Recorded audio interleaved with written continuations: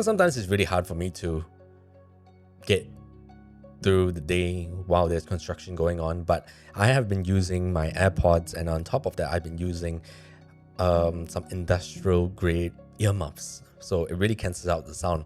And I realized for myself that I find comfort in silence. I realized that if there was a little bit of noise at night, I cannot sleep. I'm a very light sleeper.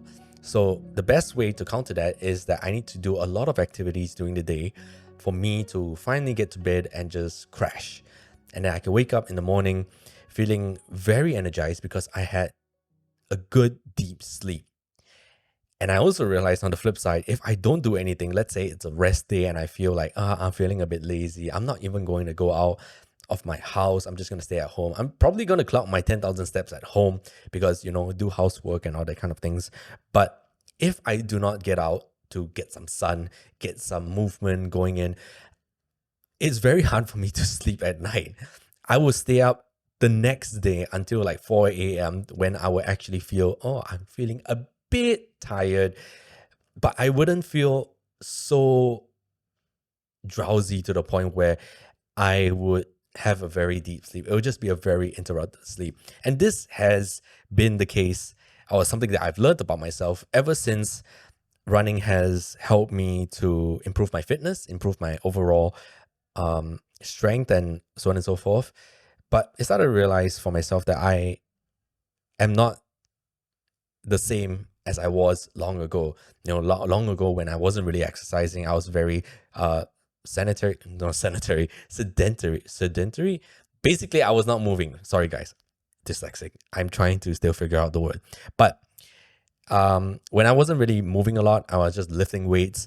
That was when I was always sluggish, and I didn't feel that I could get this amount of energy, because they always were saying that, when you grow up, you're going to get very tired. All you're going to do is work, and all you're going to do is not exercise because, work gets in the way and all that kind of thing. I'm just like, I see if that's my future. I don't want to be doing that anymore. That's why I focus on working out. Even when I'm working, I would still be, finding time to work out. Recently, I was on a film set, and I wasn't doing any major role. I was doing it behind the scenes. I was filming the behind the scenes. I volunteered for it. And, people kind of, because I wasn't important in the sense, compared to like the DP, the gaffers, the lighting, the actors, and those people, doing the main thing, I was a fly on the wall, just documenting it so I could pass it off to the editor. But the main point is that because I could do that kind of thing, and there's only so much B-roll that you can actually shoot for behind the scenes, especially because they weren't really sure what they were using the footage for. Coming from documentary work, I did not want to give them like 4 terabytes of footage just so they can cut down into 1 minute. You're trying to limit the decisions, and this is something that I'll talk about in the future. But basically, there's shoot to edit, shoot for edit. Shoot to edit means you're gonna film as much as possible. So let's say 24 hours of filming, and then you're gonna edit it down. The other one is shoot for edit, meaning that you have a plan in the script that you want to follow exactly. Yeah, to the T. Not really to the T. You have some leeway of like, if there are very spontaneous moments, then you can like add that in. But mostly you already know what you want to film. You film those specific parts and you bring it to the edit, and you put them together because you already understand where everything goes. So that's film for edit. So in this particular scenario, I was kind of doing both because I didn't want, again, to give them 24 hours of footage and they kind of don't know what they want. So I filmed enough for them to have a lot of variations of how they wanted to pick and choose what they wanted to put inside the film. But they did tell me, I would need this person's interview, this person's interview, this person is doing what, this sponsor over here, you need to get this shot. And I was like, okay. Then I am going to film enough for you, but not so much that you can't decide on what you need to pick. Especially because these people are kind of new to making recap videos like this. So I was just trying to be of help. But in this main thing, during that time, during lunchtime when the crew was eating, I was running. I told the producer like, I'm going to go for a run. because anyway, when they are shooting the scene, I'm going to shoot a few shots only, and then I'm going to be having my lunch when they are shooting the shots, because um, the space, the production, what's it called? It doesn't really come to me now, but basically where all the food and everything is, I'm going to be hanging around here. As you can see, for the past few days, I'm hanging around here with you. So I'm going to go for my run. I'm going to eat later. You don't have to mind me. It's like, cool. Anyway, they're not paying me. I'm just volunteering. So they didn't really feel that it's like, oh, it's a work thing for me and that kind of thing. But anyway, what I'm trying to say is that I still find time to exercise and get in my runs. Even if it's not a lot, I will still find time to do the exercises, because I'm working towards a cumulative load of over the week of how many km I'm supposed to reach. So try to get it in as much as possible. Days can't be really perfect. Sometimes it's going to rain and there's not going to be a gym around for me to use the treadmill, but I will find a way to get my heart rate up during the day. And sometimes even at home, if it rains, gym is full, and the only place I have is to exercise, I bought a pair of dumbbells, which are inside my room. You can't really see it right now, but they're inside my room. They go up all the way into 40 kg, which I don't think I would lift until 40 kg, but I will try. They are supposed to help me for the next few years, but this is something that I really wanted to have in my room, because previous years when it rains, I'm just like, oh, I'm too lazy, I cannot get it done. So to eliminate all the excuse, the best way to have it is right there in my room in front of me. No excuses. When I need to lift, get in my lifts, do a few bench presses, get me tired so I can be able to carry on my day and be able to sleep at the end of the day, deep sleep, and repeat and recover, so on and so forth. Yeah. So that was a huge update of me getting in my exercise and reps and all that kind of thing. But today's topic, we're supposed to be talking about purpose and meaning in life and that kind of thing, because we are getting somewhere in the Q2, yeah, Q2, April. We are in April right now, and this episode is now going to be, amongst all the other videos which I'm also being posting at the same time. I have my vlog channel, which you can see, NickyAdopt, over there, where I post my off days. And currently now I'm also posting what I'm doing with my business and running my marathons and all the personal development stuff, which I always wanted to do, which is not really part of the podcast. What am I trying to say? What I'm trying to say is that now we have the podcast, now we have more videos, and a lot of videos are just rolling out, stuff that I have been creating for the past in Q1. So you can go check those out. But meaning and purpose, I had this thought as I was creating all of this, because in the past, I could not create any of this at all, because I did not have enough life experience for me to say, to be expert. When I mean expert, I'm not talking about theoretical, I know this and I can explain this to you, but life experiences that I have lived to be able to tell you firsthand of how I experienced it and how I'm going about it with intentional decisions that I'm making.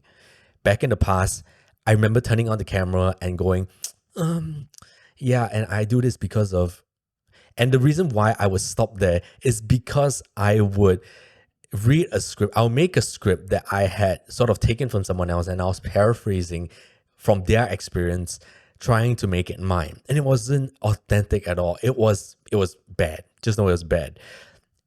None of whatever delivery which you hear me right now was that in the past. And I would feel so bad for myself, because I felt that I did not have enough experience. And that was something that I needed to do. Hence, I have my off day channel, which shows me that I can actually go take a break. I don't need to live life working. And wait, just jumping in here a little bit, because I had this conversation with a friend over a meal, and he was like saying, yo, why are you creating a channel to show your off days and showing that, you can enjoy life? It feels a bit sad that you need to film yourself doing something. Now it's really for the camera, that you can film yourself doing something that you can do without the camera. It feels like, oh, you're doing everything for the camera. I'm just like, it's not really like that. It's more of, I want to help someone realize that life is not just about work and you can actually enjoy life. And I want to film it in that way. It's intentional in that way. It's not to say that I do not have days off where I do not bring the camera. I do have those particular days. But I guess the overall purpose of this is to help someone, again, cumulatively with whatever I'm creating. On this channel, we're helping someone become the best version of themselves, probably in career, probably in their own life. But in that particular channel, it's helping someone realize that you can enjoy life without having all this money and all this expectations put on you by other people. You should be reaching this part of your life, like marriage and finances, like everyone else, because they have already reached it at that particular age. You should reach it too. And this is a great segue into the topic that we were talking about. Let me pull up a story that happened to us last year. And what I mean us, it was me and a couple of friends trying to grow my first business, which was Xylocopa, this media company. You know, a lot of us got together and some of us wanted to lead. And for me, I wanted to build this business called Xylocopa Studios, where it was a media business, which I'm still working on in the future, but that's a topic for a different day. The gist of the story is that some of them weren't really, they didn't really want to lead. They just wanted to get a job and they wanted to work with friends and all that kind of things. So we were all in this stage of self-discovery. And for me, myself, I was about the business, leadership, growth, and whatever you're seeing right now. And I knew exactly what I wanted to do, not crystal clear with how I'm supposed to do it, which ended up not really working out. Not to say that we fought or anything, but when I mean not working out, the business was completely not what I wanted it to be yet, which is something that I'm working towards, something in the future. But again, topic for a different discussion. But some of the people that were working with me, some of my friends, felt that in their particular teams that they grouped up with my other friends, they didn't feel that this was the path that they wanted to go down anymore. They were losing a lot of hope because the business wasn't really going anywhere. They weren't really getting paid. They were investing their time in a business that was already sinking. So at one point in time, one of my friends came to me and said like, yo, Nick, because I did ask him like, can you help me with my business thing? And every day, day in, day out, I was doing everything to do with the business, and I had to edit some of the videos because I just couldn't pay him. But he kind of knew that I wanted him on my team in a sense, but also he wanted to go and try something different. And anyway, he came to me and he said like, yo, Nick, I'm feeling like the first team that I was in, it wasn't really working out and I'm already very drained.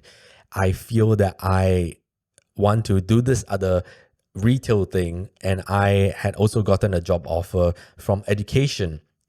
He had a friend in education and they were looking for educators, and he was thinking that, he wanted to teach in the past and maybe this could be his opportunity to just live out that dream. And he was asking me, coming from a third person point of view, like, yo, what should I do? Should I try to stick with whatever you guys are doing? You guys are all the leaders, like me and all the other people who created these teams. Like, should I stay with these leaders to see if this business will actually work out? Or should I jump into this education thing? Because at that point in time, for the past, I guess, 9 months, he wasn't really taking in a very stable income. So my advice to him was this. And I said, go. Don't care about me. In the end, you still can use your weekends and that kind of thing. I'm very certain on what I want to do and what I am going to do. So if I do need help, I can call you. But right now, you have this little piece of dream that you feel that you can use to your advantage. Use it. Go and teach. If you fail, you can always come out of it. Anyway, the dude is younger than me. So if you fail, you can always come back to whatever you were doing. There's always opportunity anywhere else. And you still can do the retail thing if you want to. Go and try. And that was last year in 2024. it has been about a year since he has gotten into teaching, and every time we meet up, it feels like a therapy. I just listen to him. He's telling me about his kids that he's teaching and how he's been improving in life, and he's getting paid well. Paid well is a subjective thing, but basically he's getting paid, and so he's happy there. He's happy that life is going in a way that he never thought it would be. He never thought that he'll actually be happy, and he finds a purpose in it because he comes from a very, let's say, a rough background. I wouldn't say so much, but he comes from a rough background. And the kids that he's teaching are also sort of in a rough place too. So he can resonate with them. And apparently he becomes the famous teacher in school because everyone else comes from a background not like the kids. But he particularly comes from resonation kind of background, a similar background. So he can really vibe with the kids in a way. And he feels like this guide to them. They feel heard. The kids feel heard. He feels heard. He feels that now he can pave the way to a better life for the kids. And the kids feel very comfortable with him, which I feel was perfect because he has found his spark again. And in a way, I was sort of like part of that. I want to throw that out there, but I'm just really happy that he found his spark. We still work together on and off. Not so much because I'm doing a lot of things at a very fast pace, and school is like quite taxing throughout the day. So I meet up with him once in a while. But the main purpose is here. It was a very hard point in life it was a very hard point in time where when we were doing this business thing, media business thing, and a lot of our friends were also starting in the same thing, he was one of that guys who wanted to invest in all of us. So he was taking nothing, basically, investing his time in us. And it got very scary for him because we were not having any certainty and he was feeling very lost. And he didn't really find any purpose in anything that we were doing anymore because it was failing and failing and failing and failing. To us, it feels fine because failing is a pivotal moment to understand that, all right, this is not working. We should just move on to something else. But to him, he's like, is this not working? I'm not sure what I'm doing with my life anymore because he didn't really find meaning in the business. And that's completely fine. But where it came as a red alert was where he didn't find purpose in his life anymore. Why am I doing this business? It's not mine. Why am I trying to hold on to this? It's not mine anymore. Why am I trying to stay in this career when we're not going anywhere? It's just doing the same thing over and over. And I felt like, yeah, he needs to go and do something that he feels will really, really kick life back into him. And that is why I said, like, yo, go and do your thing. And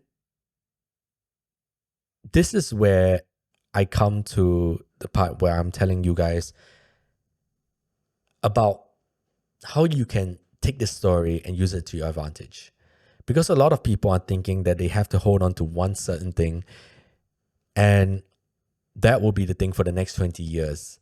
On the news, slowly, a lot of people are quitting the 9 to 5 and starting their own thing because of freedom, because they don't have to be tied to this particular career path like it used to be factory workers back in the day.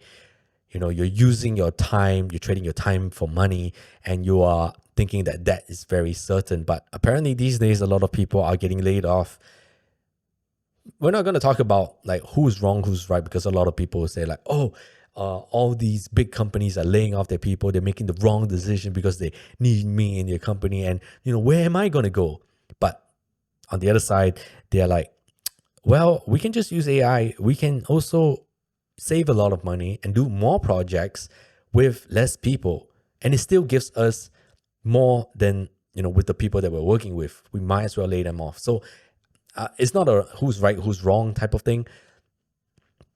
It's more of if you know yourself, if you know what's right for your business, if you know what's right for yourself, you can still live and you can do your own path.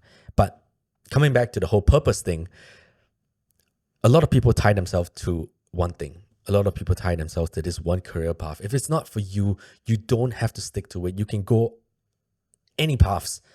Go and discover for yourself. If you have that gut feeling that you feel that this is something that I want to try, go and try it. It might not be your calling. It might hurt you even in the long run, but you will use it as a lesson learned, or it could be that one last thing that will change the trajectory of your life. It will finally be the thing that gives you purpose. And I don't want to sound like a broken recorder when I bring up my story over and over. Yes, this is my channel, but if you are here for the first time, I came from struggle. I have not been this particular person where I'm able to speak in front of the camera and tell you all these stories, because back in the day, I would turn on the camera and have nothing to say because I was not living the full experience of life. I was not getting out there and doing anything that I wanted to do in life because I felt that I had to follow this particular system, this path that everyone had charted for me. Only until I had self-awareness and I reflected on it, realized to myself that, I don't want any of these things that everyone has. I don't need to be doing any of these things that everyone has. I could live for myself. I could be doing the things that I wanted to do. Life is still hard, but I'm very happy doing the things that I want to do. It's intentional in what I want to do. So with the experiences accumulated over the past few years, I have gotten more confident. I have gotten more free. I've gotten more happy. I've gotten to a point where I'm able to now share this love with anyone who is listening right now. I want you to have the same thing. And hopefully I brought awareness to you today with my stories to say like, my story, my friend's story, we were lost once in life. You could be lost right now.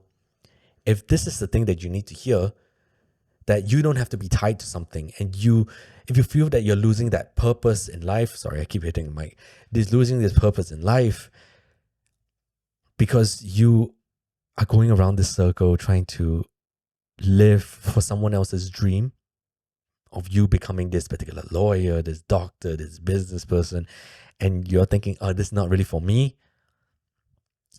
quit and go do the thing that you want to do. One thing that could hold you back is the cost. You're thinking, the cost of it is I won't be having a lot of money, like stability. But in my argument, the cost would be you spend 10 years thinking about doing the thing that you want to do, and you start to get too old to do the thing that you want to do.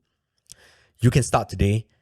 You can fail for the next few years, but what if the next day, the next move is the one that's it? Then you feel like, this was something that I really needed. And I really hope that you will make that move, that decision to finally make that change for yourself. To say like, hey, it's going to be a long journey. It's going to hurt. But this is something that I feel that I have purpose in. I feel that this will give me more returns. And I feel that this will change my life. And I feel I'm going to do it right now. I'm going to make this decision and do it right now. So to close, I think I'm just going to close with how I take life right now. Because I talked about, going through struggle, making it, and now discovering for myself the purpose for myself, how I want to help people, like how my friend wants to teach. That's his purpose, his meaning. He's ikigai, he makes money, he helps other people and also helps himself. But I get this question a lot from all my friends, which is, Nick, why are you not following the crowd? Why are you not doing it like everyone else? Why are you so far behind? And this is something that I guess I would use as an example, because this year I'm training for a marathon. It's the best thing, It's the most top of mind kind of thing that is going on in my head. So that's why I can explain this to you. The reason why I don't follow the path of everyone else is because back in the day, I used to think that running was the hardest thing in life. Then I realized later on that there are so many runners in life. Some people train for PB, some people run with their families. Some people are trying to improve their fitness. Some people are just clowns and wearing uniforms and costumes to run, which has nothing really to do with the run. I mean, well, they are running, but they are enjoying themselves in their own way. That guy is me. But once I discovered for myself that I don't need to get to the finish line as fast as possible and race with the elites, and I could do anything that I wanted to within this race, it felt very liberating. I felt very free. In translation, to anyone who didn't really understand that, I always wanted everything else like other people. I wanted to have what they were having because I was following this whole system of life where you had to reach age, you had to get everything by a certain age. And I was like, I'm not making it. I'm not making it because everyone is already having it. And this comes into talking about comparison. You know how they always talk about the grass is greener on the other side. I was not aware that I had grass on my side too. I should be happy that I have grass on my side too. And once I was aware of that, I was fine. It's okay if they have better grass. It's okay if my friends get married. I'm very happy for everyone. I'm very happy that there's abundance of love and opportunity there in the world. It's okay that everyone is going faster than me. I'm fine right now doing my own thing. And I'm very confident that I am living out my life the way that I want it to be 100% of the time. Sure, it's going to get challenging. Running a marathon 42.2 km is a lot. Life is a lot. You'll get tired for sure. But every day I get to wake up and do the thing that I intentionally want to do. I get to help people. I get to make videos. I get to experiment with my life without having the repercussions of, oh, I'm going to be like holding down my partner and things like that. But I'm in a very happy place. But this was all because I discovered that I didn't have to be like everyone else and follow that pace. You can go at your own pace. So this is why I don't follow the crowd. So with that, this was probably the longest podcast that I've ever recorded, and my voice has gone sore. I didn't really eat breakfast today. I went for a 10-kilometer run in the morning, but now I'm going to get lunch and yeah, hopefully you enjoyed this. Hopefully you got inspired today to go back in life and go and make it. But my voice is no more. That's all I have to say for today. Hopefully you enjoyed it, and I'll see you guys on the next one. Goodbye.